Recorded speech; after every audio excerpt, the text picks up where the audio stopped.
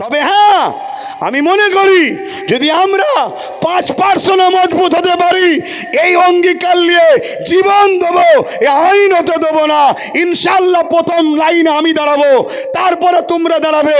বুলেটের গুলি খেতে হয়, আগে খাবো আমি মসজিদ মাদ্রাসা কোরআন সংবিধানের জন্য। তাহলে আমি বলে যাচ্ছি এই 5% এই আইনকে বাতিল করে ইনশাল্লাহ দেখাবো। কিন্তু তার জন্যে বাপ সেই অঙ্গীকার নিতে হবে। ঝড় হলে ডাকলেও আসতে হবে, বাজ পড়লে ডাকলেও আসতে হবে, কাদা পানিতে ডাকলেও আসতে হবে, রোদে ডাকলেও আসতে হবে। ওই ঢালায় উঠে দাঁড়িয়ে থাকবো এ স্বপ্ন দেখলে হবে না।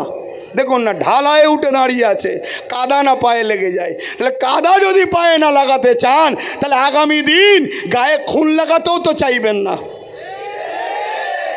কথা বুঝছেন না, বোঝেন না? সে নিজের হোক আর দুশ্মনের হোক, লাগাতে তো চাইবেন না। তাহলে কি করে হবে? কথা কি খারাপ লাগছে?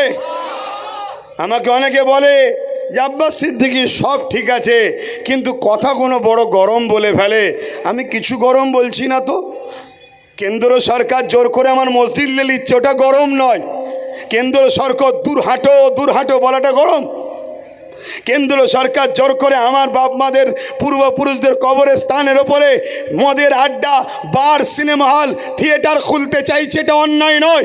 আমি যদি বলি এই অন্যায়ের বিরুদ্ধে সংবিধানকে সামনে নিয়ে ওদের বিরুদ্ধে যুদ্ধ করতে হবে, তাহলে আমি অন্যায় বলে ফেললাম? বড় দুঃখ।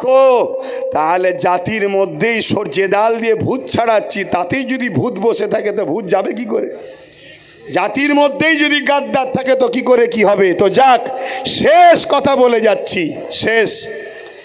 এই ওয়াকফ কানুনকে বাতিল করতে গেলে আর একটা রাস্তা আছে। সেটা হলো কি, যদি আজকে জোর করে করেও ফেলে, শুনছেন, জোর করে যদি করেও ফেলে, এখন থেকে অঙ্গীকারবদ্ধ হন যে পাওয়ারে তারা আইন করেছে ওই রাজ পাওয়ার আমরা দখল করব।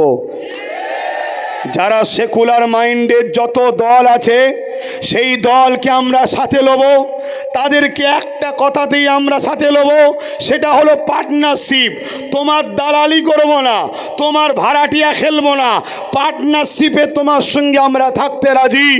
একটাই শর্ত, কোনো দিন যদি আমরা ক্ষমতার আসন দখল করতে পারি, যেভাবে গায়ের জোর দেখিয়ে সংবিধান বিরোধী করে আমাদের মসজিদ মাদ্রাসাকে নিয়েছে, আমরা আওয়াজ তুলব।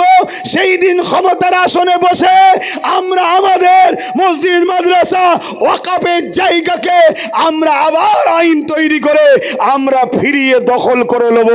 এই পাওয়ারের দরকার আছে না নাই? জোরে বলুন, আছে না নাই? হাত তুলে বলুন আমার সাথে একমত আপনারা, আমার সাথে একমত আপনারা। এই হাত যদি সত্য হয় তাহলে হাতটা নেবিয়ে দিয়ে আরো একবার সাক্ষী দেন।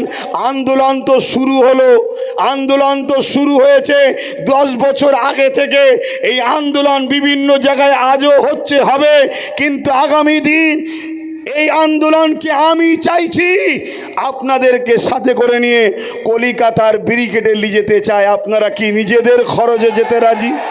যেতে রাজি? যেতে রাজি? কেন? আমি